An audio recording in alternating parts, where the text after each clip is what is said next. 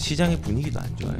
월세는 가속화되고 있고요. 네. 전세와 매매가 거래가 잘 안 되고 있어요. 한 10년, 15년 보고 재개발 물건이 될 수 있는 빌라를 매수할까 합니다. 괜찮을까요? 라고. 이제 본격적으로 소장님과 부동산 얘기를 해보려고 하는데요. 한 주간에는 부동산에 어떤 이슈가 있었습니까? 예, 일단은 네. 제가 숫자를 또 말해볼게요. 20억에 2,700, 10억에 1,000, 3억에 1,200. 이게 바로 월세 가격입니다. 보증금과 월세 가격입니다. 엄청나죠. 2,700이 그러면은 월세입니다. 20억에 2,700? 예, 보증금이 20억에 월세 2,700? 네. 이게 바로 성수동의 아크로 서울 포레스트라고 예전에 줍줍 나왔을 때 12,000대 1 경쟁률이 있었던 그 아파트예요. 근데 이제 청담 그다음에 반포 자이 아파트라고 하시죠. 그게 10억에 1,000. 그리고 청담동에 이니그 마빌2라는 아파트가 이게 이제 거의 뭐 3억에 월세 1,200. 뭐 이런 식으로. 몇 평이에요, 이런 건? 이게 이제 한 50평, 60평. 60평. 예. 이제 뭐 좀 대형 평수죠. 30평대는 아니고요. 예. 근데 이게 뭐냐면 제가 말하고 싶은 건요. 네. 월세의 가속화가 되고 있다는 거를 얘기를 하고 싶고 네. 그 월세를 이렇게 크게 지불하는 사람들도 지금 존재하고 있다라는 거를 얘기를 하고 싶어요. 야, 이거 어떻게 부담하시는 분 대단하시네요. 대단하죠. 네. 근데 이제 이거는 제가 상징적으로 되게 큰 금액만 얘기를 했지만요. 네, 일반적인 건 아닌 거죠. 일반적인 건 아니죠. 일반적인 건 아닌데 이렇게도 거래가 된다는 게 너무 신기한 거죠. 왜냐하면 2,700이면은 어떻게 보면은 사회 초년생이나 초봉에 조금 연봉에 네. 못하는 수준을 매달 내고 있는 거니까. 그러니까요. 예, 이거 야, 뭐 1년이면 3억이잖아요. 네, 3억이에요. 임대료만. 그쵸. 임차료 나가는 것만. 예, 야. 3억이 넘죠 조금. 그러니까 어마어마한 건데 사실은 지금 월세 가속화의 시작은 전월세 상한제나 계약갱신 청구권부터 네. 이제 거슬러 올라가서 시작이 되는 건데 네. 지금 이런 게 고가 주택뿐만 아니라 네. 중저가 주택에도 이런 것들이 계속 가소화되고 있고 앞으로도 더 될 거예요. 일반적인 월세 가격이 네. 이전에 비해서, 그러니까 임대차 3법이나 이런 거 나오기 이전에 비해서 네. 좀 올라간 편인가요? 많이 올라갔죠. 많이 올라갔어요. 예, 많이 올라갔고 전환율이 많아졌죠. 중요한 거는 월세가 많이 올랐다가 아니라 네. 전세에서 월세에 대한 어떤 변환율이 되게 많아졌는데 앞으로는 그게 더 심해질 수 있다라는 부분이죠. 그러니까 주거 비용 중에 사실 어찌 보면 제일 저렴한 게 전세였잖아요. 네. 이자가 낮았으니까. 네, 그렇죠. 근데 이게 월세로 돼버리는 순간 서민층의 주거 비용이 올라간다는 뜻이죠. 맞습니다. 그래서 이런 이제 월세 가속화뿐만 아니라 중요한 거는 지금 시장의 분위기도 안 좋아요. 월세는 가속화되고 있고요. 네. 전세와 그다음에 매매가 거래가 잘 안 되고 있어요. 되게 주춤해요. 왜냐하면 대출 규제 제가 한 몇 주 동안 얘기를 했죠. 네. 가장 큰 이슈였으니까 강화되니까 매도 매수에 대한 관망들이 생기기 시작한 거예요. 매도할까 매수할까 그렇게 관망을 하는 이유는 네. 매수자는 만약에 집을 나 안 사 이러면은 매도자가 좀 낮춰서 팔아야지라고 얘기를 많이 할 건데 네. 이제 배짱 효과가 계속 있는 거예요. 네, 네. 뭐 살려면 사봐라. 난 이제 버티겠다라는 사람이 생긴 거고. 네. 근데 너무 가격들이 많이 올랐잖아요. 지금 집값이 네. 많이 올랐는데 그 오른데 호가까지도 올라가 버리니까 네. 매수자는 지금 대출 심리도 좀 위축됐는데 네. 겁이 나는 거죠. 그러다 사긴 사야 되는데 이 그렇죠. 가격에 사야 되나? 그렇죠. 그게 나오는 거죠. 그러면서 거래량이 뚝 떨어졌어요. 뭐 1월 달하고 비교하면요 5분의 1 수준이에요. 거래량이요? 예, 5천 건이었는데 1월 달은요 지금은 1,100 건밖에 안 돼요. 정말 많이 완전 떨어졌네요. 떨어졌어요. 10월 달 기준으로 해서. 그래서 지금 그런 식으로 거래 절벽이 현실화가 되고 있는 상황이에요. 문제는 거래가 잘 안 되면요. 집값이 떨어져야 되거든요. 그렇죠. 보통 거래가 안 되면 가격이 내려갈 거라고 네. 생각을 하죠. 근데 거래는 지금 조정은 조금 되고 있어요. 네. 조금 상승이 이제 하락이 된 게 아니라 상승폭이 둔화가 되고 있는데 네. 이 둔화되는 현상이 나 안 사 이게 아니에요. 네. 이거 지금 어떡하지? 사야 되는데 그래 조금만 금매가 나와봐라. 이제 나 돌진한다. 지금 이 상황인 거예요. 네. 그래서 지금 심리가 위축이 많이 된 시장이라서 여기에 대해서 상당히 피해를 받는 사람들이 일시적으로 좀 나오는 것 같아요. 그러니까요. 예를 들어서 이런 거죠. 좀 실제 이제 사례인데 수원에 집을 팔았어요. 네. 왜냐하면은 나는 분당으로 가려고. 그러면 분당으로 가려고 하면은 이사 가려고 하는 이사 거죠. 가려고 수원집 팔고 분당으로 그렇죠. 그러면은 잔금을 이제 치르기 위해서 내 집 팔려야 되잖아요. 그렇죠. 근데 마침 이 시기에 지금 그걸 거래를 하려고 하니까 내 지금 수원에 있는 집이 안 나가는 거야. 그래가지고 분당 잔금을 못 치르게 되는 거예요. 그렇게 되면은 뭐 나중에 이제 계약을 포기하는 상황도 생기는 거고 그 뭐 지부에 대해서 지금 어떻게 손해가 막심하게 되는 상황들이 그쵸. 많이 만들어질 수 있는 거예요. 근데 싸게 팔면 나가긴 나가죠. 지금 싸게 해도 안 나가는 지역들도 있어요. 근데 되게 재밌는 거는 작은 거래, 고가의 신고가 상승들은 계속 일어나고 있거든요. 강남 같은 경우는 대출의 영향을 안 받죠. 그쵸. 왜냐하면 15억이 넘어가니까 맞아. 실제적으로 강남 상구의 아파트들이 가격들은 계속 신고가를 치고 있어요. 네, 예를 네. 들어서 그 잠원의 서초의 잠원의 아크로 리버뷰라는 아파트 네. 30평대 기준으로 그 전 가격이 35억이었는데 네. 지금 37억이 최근에 거래가 됐고요. 송파에 파크리오라는 아파트 있어요. 네. 그것도 지금 40평대가 전 직전 거래가 31억인데 네. 지금 33억. 그다음에 삼성동에 삼성 힐스테이트 2차도 있는데 네. 그게 30평대가 26억에서 29억. 그러니까 얘네들은 계속 거래가 되면서 올라가고 있어요. 거래가 돼요. 대출 관련 없는 거는. 대출이 관련이 없는 물건들, 그러니까 15억 이상 되는 고가 물건들 같은 경우에는 계속 거래가 되고 있고 될 때마다 신고가를 찍고 있다. 다만 단가가 세니까 네. 거래량들은 매우 작죠. 그렇죠. 하지만은 지금 이제 그나마 이 상황에서 약진을 하고 있는 게 그런 이제 고가 주택들이나 이런 부분들이 올라가고 있는 상황이죠. 사실. 그러면 사실 15억 이상은 네. 대출이 필요가 없으니까 네. 그들만의 리그니까 그들만의 거래가 리그, 되고 그쵸. 있고 신고가가 네. 나오고 있는데 그쵸. 15억 언더가 되는 거 또는 9억 언더는 네. 대출을 끼고 우리 서민들이 이사를 가거나 주택을 매수하거나 하잖아요. 네. 근데 지금 연말이 됐고 대출에 대한 문제들이 많이 있다 보니 네. 대출 때문에 내가 주택 매수에 좀 제동이 걸린. 영향은 좀 있어요. 심리가 그것 때문에 위축이 됐고 그리고 되게 어중간한 게 네. 이런 거죠. 한 6억짜리가 한 12억이 됐어요. 네. 많이 오른 거죠. 그쵸. 근데 이게 지금 그 전 거래가 12억인데 한 13억, 14억에 내놓은 거예요. 예를 들어. 호가가 확 올랐네요. 예, 극단적으로. 네네. 극단적으로.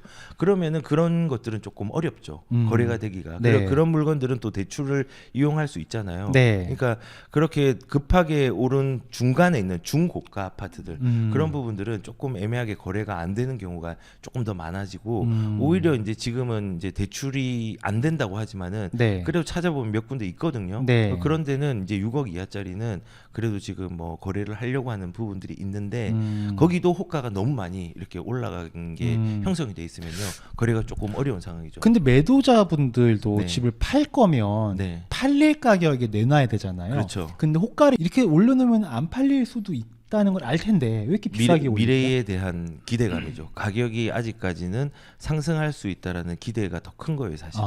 그러니까는 하락의 징조라든지 막 언론에서는 하락에 대한 얘기를 하지만은 이게 이제 뭐 좀 퍼지긴 했어요. 그래서 공포감을 가지고 있는 사람도 일부 있지만요. 네. 아직까지 집을 가진 사람이나 지금의 시장의 상황에서 판단을 할 때 시장에서는 네. 아직까지는 오른 부분들이 조금 더 있다라고 이제 판단하는 사람도 꽤 있는 거죠, 사실은. 그래서 이제 그것 때문에 그런 거죠. 만약에 뭐 서브프라임 터졌어. 그러면 말씀하신 대로 빨리빨리 빨리빨리 팔으려고 할 거죠. 근데 이제 그런 상황이 아니다 보니까 또 공급 대책이 또 뚜렷한 게 있는 것도 아니고 그렇죠. 양도세 완화나 이런 게 있는 것도 아니고 네, 그렇죠. 그래서 그런 부분 때문에 지금 시장이 어렵고 매매뿐만 아니라 네. 전세의 심리도 많이 위축이 되어 있는 부분이 있어요. 그래서 지금 뭐 전세라든지 매매라든지 이제 거래라는 것 자체가 네. 조금은 주춤하고 힘든 시장이 지금 당분간 지속되고 있다라는 얘기를 좀 드리고 싶어요. 네. 자, 네. 이제 두 번째 시간입니다. 아마 많은 분들이 지금 이 시기에 공감될 수 있는 사연이지 않을까 싶어서요. 네. 저희 센터로 들어온 사연을 한번 같이 보면서 같이 한번 고민해 보셨으면 좋겠습니다. 네. 자, 제가 한번 읽어볼게요. 40대를 코앞에 둔 30대입니다. 영끌해서라도 집 사기엔 늦은 것 같아요. 아파트는 돈이 좀 모자랍니다. 그래도 내 집 마련을 포기할 수는 없으니 한 10년, 15년 보고 재개발 물건이 될 수 있는 빌라를 매수할까 합니다. 괜찮을까요? 라고 네. 질문 주셨습니다. 어떻게 보십니까? 어떻게 괜찮아 보이세요? 어떻게 보이세요? 잘 모르겠어요. 이 상황에 따라 좀 달라질 것 같아요. 그러니까요. 되게 상황이 다른 게요. 이 재개발 물건을 10년, 15년이라고 하면은 네. 초기 물건이라고 이제 판단이 되어요. 근데 이런 거예요. 재개발 물건이 초기에 들어가면은 이제 그냥 예를 든 거예요. 한 1억에서 2억 정도 들어가요. 근데 조합 설립인가라는 단계까지 가면요. 네. 한 4억, 5억 갈 거예요. 네. 그리고 사업 시행이 넘어가 버리면은 한 6억, 7억 정도 갈 거예요. 이제 시간이 계속 지날수록 가격은 올라가죠. 네. 그러면 이제 사람들은 생각하겠죠. 아, 나 초기에 들어가가지고 좀 쌀 때 들어가서 기다려야지 10년, 15년. 근데 문제는요, 10년, 15년 뒤에 이게 내 물건으로 나오면 오케이, 괜찮아요. 그런데 10년, 15년 뒤에 나오지 못하면 이거는 확률에 좀 투자한 거죠. 그쵸. 우리는 제일 중요한 건요, 그렇게 생각해야 돼요. 희망에 투자하지 말고요. 현실에 투자를 해야 돼요. 그리고 확률적인 물건에 투자하지 말고요. 확정적인 물건에 투자를 해야 돼요. 돈 버는데 확률이 너무 많이 들어가 버리면 문제가 생겨요. 제가 이 얘기를 한 이유는 초기에 재개발 물건일 것 같아서 그런 거예요. 네, 맞아요. 왜냐하면 이게 순서가 있어요. 처음에 재개발 같은 경우는요, 이제 재개발이 지정이 돼요. 지정이 되기 전에는 도시및 주거환경 정비 기본 계획이라는데 예정구역으로 있다가 그 다음에 지정이 됩니다. 그리고 지정이 된 다음에 추진위라는 게 설립이 되고 추진이 다음에 조합이 설립이 돼요. 저는 이 조합이 설립된 이유가 제일 안전한 단계의 첫 도약이라고 생각해요. 그 전에는 조합까지 못 갈 수도 있어요. 그렇기 때문에 10년, 15년의 초기라고 하면은 예정지구로 지정된대. 아니면 그냥 지금 지정된대. 이런 데는 조금 조심하는 게 좋고요. 제일 안전한 거는 돈이 좀 더 들더라도 조합 설립인가 다음에 사업 시행인가거든요. 사업 시행인가 정도까지 간 거면 돈은 비록 많이 들지만은 안정적이죠. 어떻게 보면 그 요단강을 걷는 거예요. 그래서 저는 차라리 초기에 재개발 물건을 들어가는 것보다 차라리 이거는 갭 투자가 나아요. 아파트 갭 투자? 아파트 갭 투자가 나아요. 그래서 만약에 내 돈이 여력이 되고 재개발 물건을 갈 수 있으면은 조금 돈을 더 들여서 재개발로 가는 게 나은데 이제 그게 안 된다면 초기에 투자를 할 거라면 아사라 확정적인 확률적인이 아니라 확정적인 그냥 일반 아파트의 갭 투자가 훨씬 더 낫습니다. 그렇군요. 아마 지금 이 질문에 공감되시는 분들이 굉장히 많으실 거예요. 아니, 아파트 좋은 거 누가 모르나. 근데 돈이 있어야지 하지. 대출도 안 나오고 답답한 거예요. 그러니까 그렇다고 지금 빌라를 들어가자니 빌라도 많이 올랐네. 오피스텔 들어가자니 오피스텔도 많이 올랐네. 그러면 어차피 나 지금 30대니까 한 50대 또는 60대 초반 때까지를 바라봐서 그때 가서라도 안정적으로 하려면 정말 길게 보고 재개발은 언젠간 되겠지 뭐 안 되겠어 라는 마음으로 그냥 싸게 1억이나 2억 들여서 빌라 같은 거 사놓을까 이런 생각을 하시는 분들이 정말 많이 있으실 거예요. 근데 소장님께서 답변 주신 걸 보면 확률이다. 그러니까 이거죠. 안 되면 어떨 건데, 안 되면 어떻게 할 건데, 요 가능성도 무시하지 말자라는 거죠.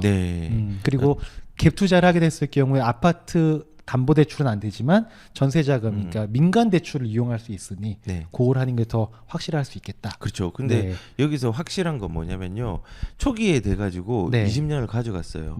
이거 돈 돼요. 돈이 되는데 안 되면 내게 아닌 거죠. 그렇죠. 근데 이제 되면은 좋은 건데 돈은 확실히 갭 투자보다는 훨씬 많이 벌 수 있어요. 하지만은 되기만 하면. 근데 안 될 수 있는 여지도 고려를 해서 가야 되고 일단은 40대니까는 10년, 15년은 상관없지만은 그것도 조금은 확률적인 부분에서 조심스럽게 접근해야 맞습니다. 아마 그 간은 10년, 15년은 엄청 괴로울 거예요. 그렇죠. 내 거는 흐지부지 되고 뭔가 진전이 안 보이는데 타 지역이나 다른 물건들에서 뭔가 이렇게 움직임이 보일 때마다 그때 그걸 했어야 되나라는 생각도 많이 드실 것 같고. 그렇죠. 여기 하나에 진짜 내 인생이 걸리는 거잖아요. 그렇죠. 그건 좀 위험해 보일 수도 있긴 합니다. 그리고 특히 이제 좀 피해를 몇몇 본 데가 어디냐면은 박원순 시장 전 시장이 있죠. 서울 같은 경우는 박원순 시장이 된 이후부터 정비국 해제를 일부러 시켰어요. 재생사고로 전환한다고. 거의 한 10년 정도 동안에 몇 군데가 해제가 된 줄 아세요? 몇 군데가 됐어요? 180곳 정도. 우와! 176곳 정도. 엄청 많이 됐네요. 그렇죠. 일부러 이제 일몰제를 이용해서 해제 뭐 이런 동의율 같은 걸 받아가지고 이렇게 해제를 시켜버렸어요. 근데 일단은 그 시장은 아니고 지금은 오히려 오세훈 시장이 네. 이제 신속 통합 기획이라고 해가지고 얼마 전에 공모를 했거든요. 네. 그 이제 재건축 오세훈 표 재건축을 했는데 네. 공모가 25개만 우리가 선정하기 때문에 100곳이 넘게 신청을 한 거예요. 그래서 이제 그것도 이제 보면은 완전히 박원순 시장 전 시장하고는 정반대로 가면서 조금 해제율은 조금 적지만 이때는 조심해야 되는 게 네. 미리 들어가는 거 있죠. 네. 뭐 지금 공모 전에 들어가면 현금 청산은 되진 않아요. 네. 근데 지금 만약에 그 공모한 데에서 아직 확정은 안 됐는데 지금 들어갔어. 네. 들어갔는데 떨어지잖아요. 그럼 네. 현금 청산 대상돼요. 그래서 이런 것도 조심해야 되는 거죠. 네, 아무튼 뭐 번외적으로 얘기를 드렸습니다. 그러니까 사실 네. 적은 돈 들여서 네. 큰 돈 벌려면 네. 거기엔 수많은 위험이 네. 도사리고 있을 겁니다. 네. 그러니까 그 꼭 빌라를 사고 재개발 물건에 기대하고 희망을 갖는 게 나쁘다고 볼 수는 없겠지만 네. 그게 기대할 바가 있는 만큼 네. 조심해야 될 부분이 많이 그만큼 있다. 맞습니다. 이걸 꼭 인지하시고 네. 의사결정을 하셨으면 좋겠습니다. 네.